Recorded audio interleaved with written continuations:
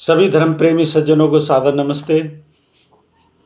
साथियों, बहुत बहुत स्वागत है आपका मेरे इस यूट्यूब चैनल पर। इस स्वाध्याय सत्संग रूपी आध्यात्मिक चर्चा में उपनिषदों पे बात कर रहे हैं और उपनिषदों में कठोपनिषद इस समय प्रसंग में है। कठोपनिषद की पंचम वल्ली, और पंचम वल्ली में कल तक हमने 12वें श्लोक तक पूरा कर लिया था। आज 13वां श्लोक लेते हैं। नित्यो नित्यानां चेतनश्चेतनानामेको बहूनां यो विदधाति कामना तमात्मस्थं येनुपश्यन्ति धीरास्तेषां शान्तिः शाश्वती नेतरेवाम्। इसका भावार्थ है, नित्यों में वही एकमात्र नित्य है, चेतनों में भी वही एकमात्र चेतन है, अनेकों में वही एक है, संसार की कामनाओं में भी तो उसी की रचना है। उसका वास आत्मा के भीतर है। उसे जो धीर पुरुष देख लेता है उन्हीं को निरंतर शांति प्राप्त होती है, दूसरों को नहीं। देखिए, नित्य और अनित्य वस्तुएं, एक इम्पेरिशेबल नित्य और पेरिशेबल अनित्य, तो सभी नित्य और अनित्य वस्तुओं में वही है। जितनी भी सत्य वस्तुएं हैं, जितना भी सत्य ज्ञान है, सब नित्य ज्ञान, नित्य वस्तुएं, और जितनी भी परिवर्तनशील हैं वो अनित्य हैं सब। तो नित्य में और अनित्य में, सब में वही है।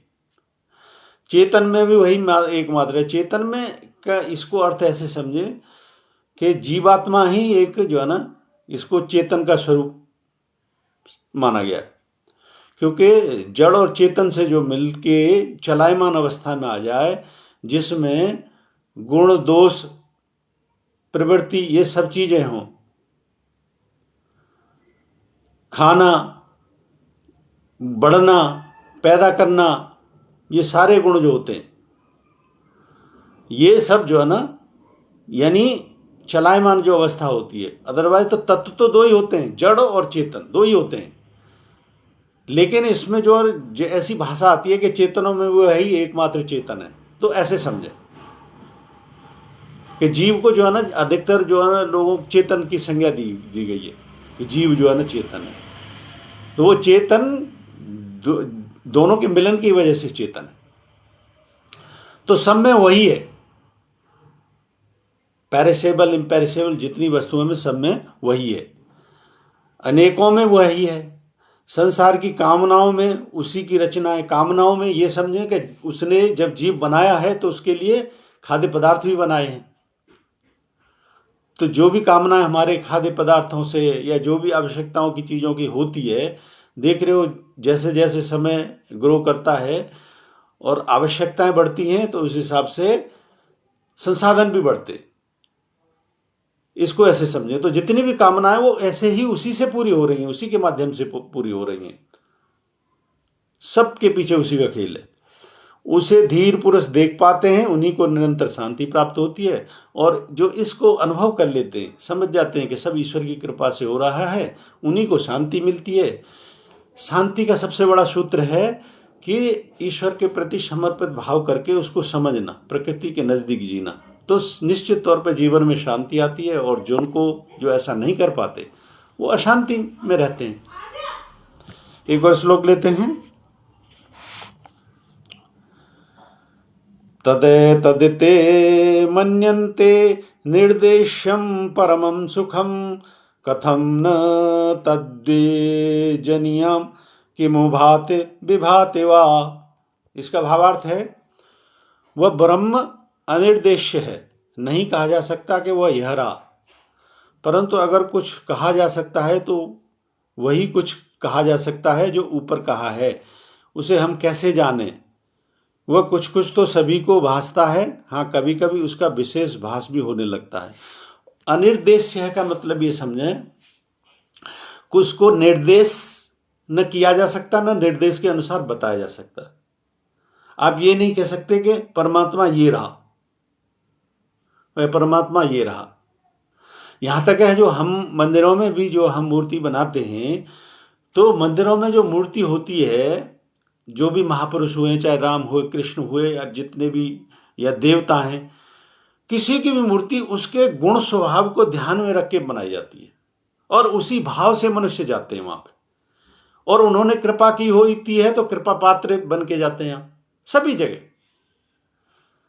तो कहने का मतलब है कि उसको फिर विशेष उसी तरीके से इंगित नहीं किया जा सकता कि यही परमात्मा है, क्योंकि उसमें भिन्न रूप है। फिर उसके किसी देव ने किसी तरीके से सहायता की है, किसी अवतरित महापुरुष ने किसी तरीके से सहायता की है। कृष्ण के युग में जैसे जिस प्रकार के राक्षस थे उनको समाप्त सिर्फ कृष्ण ही कर सकते थे।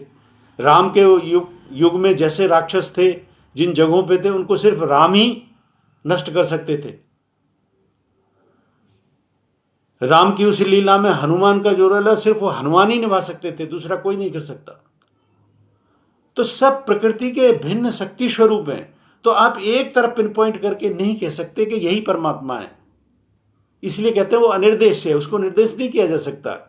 This is the only wholeness में उसको समझो।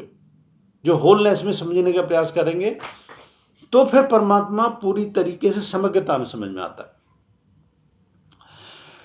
वही कुछ कहा जा सकता है। उसे हम कैसे जाने, और जाने कैसे? जानेंगे तभी जब इस मार्ग पर चलेंगे, प्रयास करेंगे। बिना प्रयास के, बिना जाने तो जीवन में कुछ भी नहीं हो सकता। इस मार्ग पे तो पूरी दृढ़ सच्ची निष्ठा के साथ ही, एकाग्रता के साथ ही अगर आप चलने को तैयार हैं तो ही कुछ उपलब्धि की संभावना है, अन्यथा तो बहुत मुश्किल है। ये बातें छूती हैं, समझ में आती हैं, चलने का प्रयास होता है तो समझ लो संभावना बन रही है। वह कुछ कुछ तो सभी को भासता है। भासता यह है कि प्रकृति के रंगों को जब देखते हैं, उसकी विशालता को जब देखते हैं तो स्वयं ही निकलता है कि कोई तो सत्ता है। ये तो कितने लोगों को कहता हुआ मिला होगा आपने, चाहे यकीन है नहीं है, लेकिन उसकी रचना पर अवश्य लोगों को कहता है कि कुछ न कुछ तो है, something is there who is running so big universe. उसको सत्ता को कोई चला रहा है। तो इसको समझ सकते हैं कि उसका भासता भी है और कभी कभी उसका आभास भी होने लगता है। तो आभास के भी जहां आपको आनंद हो रहा है, जिस क्षण में आपको आनंद हो रहा है, तो समझ लो वो ईश्वर ही घटित हो रहा है। अब ये समझने की आवश्यकता है कि वो आनंद मन के किस स्तर पे हो रहा है। मन के स्तर पर सिर्फ जड़ के भोगने के स्तर पर ही हो रहा है तो फिर वो तो सुख और दुख की डायमेंशन है। असली आनंद को समझने के लिए, असली जो प्रेम का स्वभाव में जो आनंद उत्पन्न हो रहा है, चाहे किसी विषय वस्तु से प्रेम के रूप में जब आपकी दृष्टि पड़ रही है, वो आनंद का क्षण होता है। उसकी वो उसमें आप विशाल दृष्टि रखेंगे तो उसकी विशालता हो जाएगी उसी क्षण। सूक्ष्म दृष्टि भी इमीडिएटली इनफाइनाइट से कनेक्ट हो जाती है जब आप उन खास क्षणों में, ईश्वरत्व के क्षणों में प्रेम भाव में होते हो। तृष्णा रूपी प्रेम नहीं, ईश्वरीय प्रेम, शाश्वत प्रेम, उसमें जब होते हो तो छोटी सी दृष्टि बहुत बड़ी विशालता का आकर ले लेती है उस समय। तो ये इसका बड़ा स्वरूप हो गया। एक और श्लोक लेते हैं। न तत्र सूर्यो भाति न चंद्र तारकम नेमा विद्युतो भांति कुतोऽयमग्निः तमेव भान्तमनुभाति सर्वतस्य भाषा सर्वमिदं विभाति। इसका भावार्थ है, हमें उसका भास क्या होगा। वो तो इतना भासमान है कि वहां सूर्य का प्रकाश फीका पड़ जाता है, वहां चंद्र और तारे के प्रकाश होने हीन हो जाते हैं, विद्युत भी उसके प्रकाश के सामने फीकी है। फिर इस अग्नि का तो कहना ही क्या। उसी की आभा से, उसके प्रकाश से सूर्य, चंद्र, तारे, विद्युत तथा अग्नि प्रकाश देते हैं। उसी के प्रकाश से स्वयं प्रकाशित हो रहे हैं। इस सारा जगत उसी के प्रकाश से प्रकाशमान है। उसके प्रकाश का अगर अनुभव करना है तो उसके प्रकाश का भी अपने अंदर अनुभव होता है। जब ईश्वर का प्रकाश स्वरूप अपनी पूरी समग्रता में किसी भी भक्त को अंदर दिखाई देता है, तो वो प्रकाश इतना तीव्र प्रकाश है कि ये सूर्य वाक्य प्रकाश की रोशनी वास्तव में फीकी पड़ जाती है उसके सामने। और दूसरी बात, उसकी गुणवत्ता देखो कि वो जितना तीव्रता में होता है उतना ही आनंदमय होता है। इस सूर्य की तरह वो भेदक ज्वलनशील नहीं होता, वो उतना ही आनंददायक होता है। आप उतने ही कंटेंट में होते हो, विशालता में होते हो। तो इससे अनुमान यही है कि उसके प्रकाश से ही वह पूरा जगत प्रकाशमान है। चाहे सूर्य में जो प्रकाश है वो उसका प्रकाश है, चंद्रमा में जो चांदनी है, हालांकि वो सूर्य का रिफ्लेक्शन है, लेकिन चंद्रमा की गुणवत्ता देखो, उसकी जो है ना प्रकृति गुण स्वभाव ऐसे हैं कि उससे रिफ्लेक्ट होती है चांदनी। तो यहां पे प्रकृति, पृथ्वी पे जिस पे जीव है, उसमें कितने परोपकार के कार्य होते हैं, जितने पुष्प लताएं खाद्य पदार्थ हैं उनकी फर्टिलिटी होती है। क्या रचना है परमात्मा की, सोचिए। वो प्रकाश का गुण स्वभाव है वो।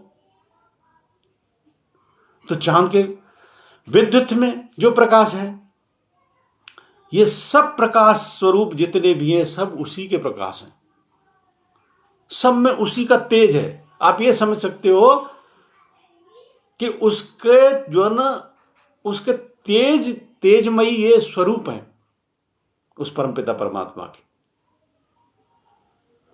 क्योंकि हर रोशनी में सूर्य का अपना प्रभाव है, अपनी कार्यशैली है, चंद्रमा की अपनी कार्यशैली है, विद्युत की अपनी कार्यशैली है। सभी जितने भी गुण स्वभाव हैं अपने अपने स्वरूप में बरत रहे हैं, और ये सब उसी की वजह से, सब उसी का स्वरूप है। उसी के प्रकाश से सूर्य, चांद, विद्युत, अग्नि प्रकाश लेते हैं, उसी के प्रकाश से स्वयं प्रकाशित हो रहे हैं, और उसी से ये सारी फिर सृष्टि प्रकाशमान है, सब उसी के स्वरूप है। तो बहुत ही अच्छी पंक्तियों के साथ हमने जो है ना, ये आज पंचम वल्ली इस कठोपनिषद की पूर्ण हो रही है। मुझे उम्मीद है आज की जो है ना श्लोकों के माध्यम से बहुत सी जो है ना ऐसी शंकाएं जो भिन्न भिन्न प्रकाश स्वरूप है, चाहे उसके प्रकाश का क्या स्वरूप है, ये सभी शंकाएं दूर हुई होंगी। श्लोकों के माध्यम से हमने काफ़ी कुछ समझा है। मुझे उम्मीद है ये चर्चा अवश्य पसंद आई होगी। पसंद आई है तो मेरे इस वीडियो को लाइक करें, अधिक से अधिक इसको शेयर करें। शंका समाधान के लिए कोई प्रश्न है तो कमेंट बॉक्स में लिखें। बने रहें मेरे साथ, बने रहने के लिए बहुत बहुत धन्यवाद। इत्योम सम नमस्ते।